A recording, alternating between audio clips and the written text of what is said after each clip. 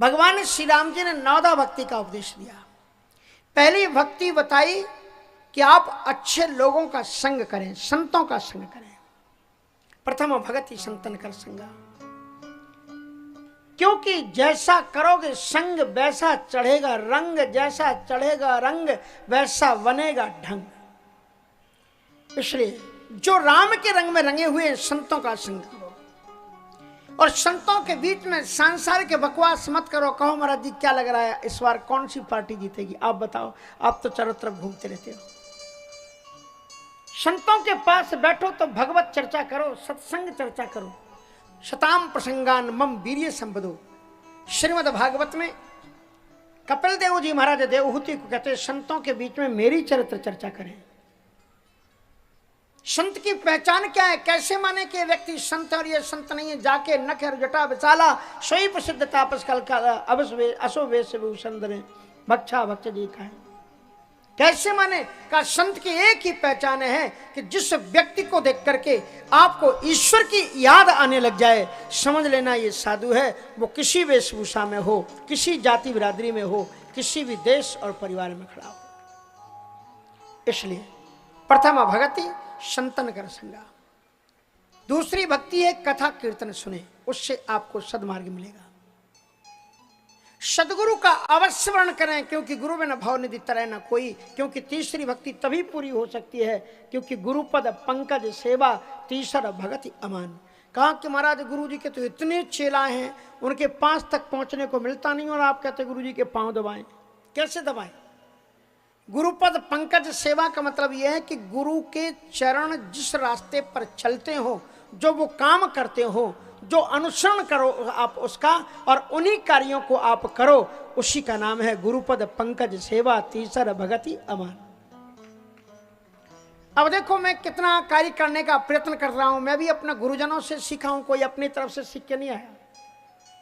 मैं जब पढ़ता था तो मुझे लगता था कि यदि मुझे पढ़ाने वाले एक संत ना होते तो शायद मैं पढ़ाई नहीं कर पाता। कौन कपड़ा देता, कौन भोजन देता, कौन फीस देता, कौन स्कूल। तो मेरे मन में बचपन में ही विचार आता था कि यदि मैं भी सामर्थ्यपूर्ण हो सका तो मैं भी ऐसी संस्कृत पाठशाला को खोलूंगा जिसमें हमारी तरह बच्चे असहाय या जिनकी राशि ना हो उतनी पढ़ने की, वो भी शहर में रह करके पढ़ सकें। आज स्कूल चल रहे हैं और सैकड़ों सैकड़ों बच्चे वेद ज्ञान करके, जो आपके सामने दो चार बच्चे दिखते हैं यहाँ पर, ये तो केवल नमूने हैं, और ऐसे बच्चे पढ़ रहे हैं। आपसे ज्यादा कुछ नहीं मांगा जाता। इस कथा में बार बार एक चीज मैंने बोली है। लोगों को लग सकता है इतनी बड़े महात्मा को मांगने की जरूरत क्या है, लेकिन हम आपको बताएंगे नहीं तो आप देने वाले भी नहीं। ये भी बात सही है। क्या उन्होंने तो कुछ बताया ही नहीं, ये तो यही कह रहे हैं गाँव वाले, उन्होंने महाराज जी ने तो कभी नहीं कहा। तो भैया हम ही कह रहे हैं, इसलिए कह रहे हैं कि ये परम पुनीत कार्य है। और आपके क्षेत्र से बराबर लोग गए हैं, आश्रमों को देखा है कि बच्चे पढ़ रहे हैं। अगर आपको ये लगता है कि महाराज जी के सिद्धांत उद्देश्य सही है तो आपको रामदाने की घोषणा करनी चाहिए, अनाज की घोषणा करनी चाहिए, और आर्थिक सहयोग भी करना चाहिए, ताकि ऐसी संस्थाएं फलती फूलती रहें और वैदिक संस्कृति का संरक्षण होता रहे। तो गुरुपद पंकज का मतलब ये नहीं कि गुरु जी के चरण पकड़ के बैठ जाओ। सुना है आपने कि लक्कड़दास और फक्कड़दास की कथा। एक गुरु के चेला थे, एक का नाम था लक्कड़दास, एक का नाम था फक्कड़दास। महात्मा ने कहा कि तुम दोनों, गुरुजी ने कहा तुम दोनों बैठे रहते हो, कुछ काम धाम नहीं करते हो, काम धाम किया करो। तो वो काम धाम करने लगे, जिसको जो काम बताया वो करने लगे। गुरुजी ने कहा कि भैया मैं इतना थक जाता हूँ, मेरे पाँव भी दबा दिया करो। कहा गुरुजी बांट दो। तो उन्होंने कहा ये वाला पैर लक्कड़दास का, एक वाला पाँव फक्कड़दास का, दोनों को एक एक पाँव बांट दिया गया है। अब महाराज लक्कड़दास लकड़ी काटने के लिए गया हुआ था, और लौट करके जब आया तो उसने देखा कि लक्कड़दास का जो पाँव था गुरुजी वाला, जो पाँव लक्कड़दास के भाग में था, उसमें फक्कड़दास वाला गुरुजी का पाँव उसके ऊपर रखा हुआ था। उसे गुस्सा आ गया कि मेरे वाले पाँव पर ये फक्कड़दास का पाँव रखा। उसने उठाई लाठी,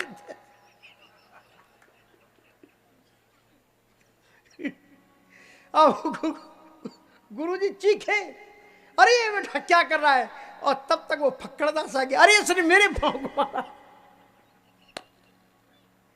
ऐसी पद पंकज सेवा मत करना, तो जो बता रहा है वही करना। ऐसी पद पंकज सेवा अच्छी नहीं है। गुरुपद पंकज सेवा तीसर भगति अमान, और चौथी भगति मम गुणगन करे कपट तजगान। जो कथा आप यहाँ पर सुन रहे हो, इसका फल ये है कि आप घर में जाकर के अपने बच्चों को एकत्र करो, अपने भाई को बैठाओ, अपने मित्रों के बीच में बैठो और फिर इस कथा को उनको सुनाओ कि आज महाराज जी ने ये कथा में कहा। चौथी भगत मम गुनगन करे कपट गान, और मंत्र जाप, भगवान के मंत्र में दृढ़ निष्ठा रखे। लेकिन मंत्र अनाप शनाप नहीं होना चाहिए कि चाहे जिससे मंत्र ले लिया। आपको बताया था ना एक दिन, वो क्या नक्कटा संप्रदाय में दीक्षा ले ली, ऐसी दीक्षा मत लेना। इसलिए गोस्वामी जी ने लिखा कि मंत्र जाप मम दृढ़ विश्वासा, और पंचम भजन सुवेद प्रकाशा। मंत्र वैदिक होना चाहिए। रामानुजाचार्य, रामानंदाचार्य, शंकराचार्य जी और वल्लभाचार्य जी, चैतन्य महाप्रभु जी, ऐसी परंपराओं का अनुसरण करें। मन माने लोगों के नाम, क्योंकि गोस्वामी तुलसीदास जी ने लिखा है, कलयुग निजमति कल्प कर प्रकट किए बहुपंथ, दम्बन निजमति कल्प कर प्रकट किए बहुपंथ। तो इस प्रकार से नौदा भक्ति में बड़ी सुंदर सुंदर बातें बताई हैं। छठदम विरतिशील बहुकर्मा, विरक्त होकर के रहें, अनुरक्त न बने, विरक्त होकर के संसार में पद्म पत्र में भामसा। बहुधंधी ना बने कि एक धंधा खोला, दूसरा धंधा खोला और 10 धंधे खोल करके फिर रो बीच में बैठ करके, ना इधर के रहे ना उधर के रहे। छठदम विरतिशील बहुकर्मा, निरंतर निरंतर सज्जन धर्मा। खाली समय में सत्कर्म में लगे रहो, अच्छे कर्म करते रहो। सातम सम मुहि में जग देखा, सातवीं भक्ति है सर्वत्र समत्व योग को स्थापित करो। समत्व योग मानी आत्माओपमेन सर्वत्र समं पश्यति अर्जुन, सुखम वायदि वा दुखम सायोगी परमो मतः। अपनी आत्मा की तरह है, जैसे अगर गर्मी आपको लग रही है ऐसे जीव जंतुओं को भी लग रही होगी। इसलिए गर्मियों के समय चिड़ियों को भी पानी रखो, चिड़ियों को भी दाने डालो, जो भी जीव जंतु हैं तुम उन सबके मालिक हो। इसलिए सबके सुख दुख को समझो, हर एक इंसान का, हर एक प्राणी का, और सबके जीवित रहने की कोशिश, जीवित रखने की कोशिश करो। इसलिए सातम सम मुहि में जग देखा।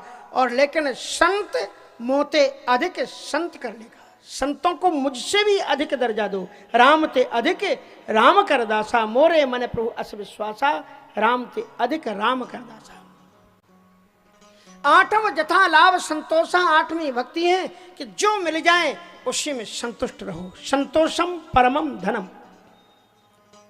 एक पंडित जी की आदत थी कि वो वचन वचन पर ये शब्द तकिया कलाम के रूप में बोला करते थे, संतोषम परमम सुखम, संतोषम परमम सुखम। राजा ने उनको गुरु बनाया। राजा ने अपने यहाँ पर बुला करके उनसे पुराण कथा करवाई। हमारे गुरु जी तो कदम कदम पर कहते रहते हैं संतोषम परमम सुखम। देखते हैं इनके मन में संतोष है कि नहीं, कि केवल प्रवचन ही करते। सो उसने चलते समय कुछ भी दक्षिणा में नहीं दिया। कहा महाराज जय जय, आप कहते सब भगवान की कृपा है, तो सब कृपा है, कुछ भी नहीं दिया। मात्र दान दक्षिणा में इधर से उधर से उसको थोड़े से 10-5 गिन्नी मिल गई थी, वही पंडित जी ने ली और चल दी और कह दिया संतोषम परमम सुखम। राजा बड़ा खुश हुआ कि गुरुजी तो वाकई में बड़े संतोषी हैं। कहा देखें लेकिन ऐसे संतोषी का घर कैसे चलता है। पंडित जी घर चले गए। घर जाने के बाद में एक उनके नगर में रहने वाला सेठ था।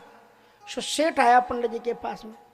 सेठ ने पंडित जी से कहा कि महाराज आप तो राजा के यहाँ कथा करके आए हो, आपको तो बहुत धन मिला होगा, कुछ आप हमें पैसा दे दो, उससे हम बिजनेस करेंगे और उसका आधा फल जो मिलेगा वो हम आपको दे देंगे। पंडित जी ने कहा संतोषम परमम सुखम, संयोग की बात इस बार कुछ ज्यादा नहीं मिला, हमें मात्र इतनी गिन्नी मिली है, इन्हीं को ले जाओ। अब उसमें वो क्या कर सकते थे महाराज। ले गए। उन्होंने क्या किया, रास्ते में बड़े अच्छी बिल्ली दिखाई पड़ी, उन्होंने 2 बिल्ली के बच्चे ले लिए। 2 बिल्ली के बच्चे खरीद करके चले। सो एक देश के राजा एक बहुत बड़ा यज्ञ करवा रहे थे। बड़े परेशान थे क्योंकि यज्ञ में हिंसा वर्जित है, चूहों को मारा नहीं जा सकता। और जो ही पंगत बैठे और त्यों ही हजारों चूहे आए और पत्तल के बीच से उठा करके ले जाए। परेशान थे, पंगत नहीं करा पा रहे थे। वो वैश्य उनका मित्र था। कहा महाराज आप कहें तो मैं आपकी मदद कर सकता हूँ। बोले क्या कर सकते हो। तो उन्होंने क्या किया, पंगत के लिए वो जो बिल्ली के बच्चे थे एक इधर बांध दिया, एक इधर बांध दिया, एक भी चूहा नहीं आया। बड़ी शांतिपूर्वक पंगतें हो गई। राजा ने कहा महाराज लाखों हमने गिन्नियां खर्च की, उसका कोई फल नहीं, आपने तो बड़ी मदद कर दी, हम बड़े खुश हैं, इसलिए आप ये 10,000 मुद्राएं हम आपको देते हैं।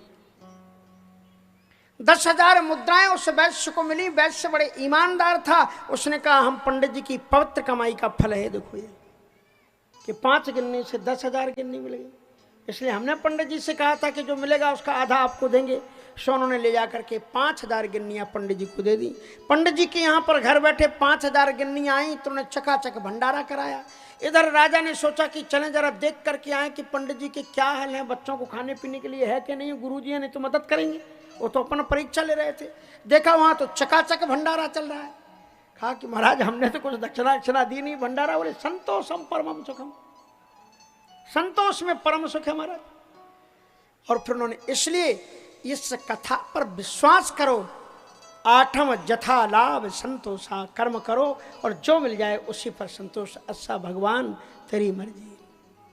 8 जथा लाभ संतोषा। और आदत होती है व्यक्ति की कुछ भी काम बिगड़ जाए तो दूसरे को दोष लगाते हैं। बोले सपने हूँ नहीं देखे पर दोषा, बुरा जो देखन में चला बुरा ना मिलिया कोई। और जो दिल पूजा आपना तो मुझसे बुरा ना कोई। 8 जथा लाभ संतोषा, सपने नहीं देखे पर दोषा। 9 भगति सबसन छल हीना, मम भरोस ये हरस न दीना। 9वीं भक्ति है छल कपट रहित लोगों के साथ व्यवहार करो, मेरा भरोसा रखो और हरस न दीना। कितना भी धन मिल जाए, कितनी भी संपत्ति मिल जाए, फूल करके कुप्पा मत बनो। और कितना भी धन चला जाए रो करके अपनी आंखों को गीला मत करो। सपने उन्हें। और इस 9 भगति सबसन छल हीना, मम भरोस यह हरस न दीना।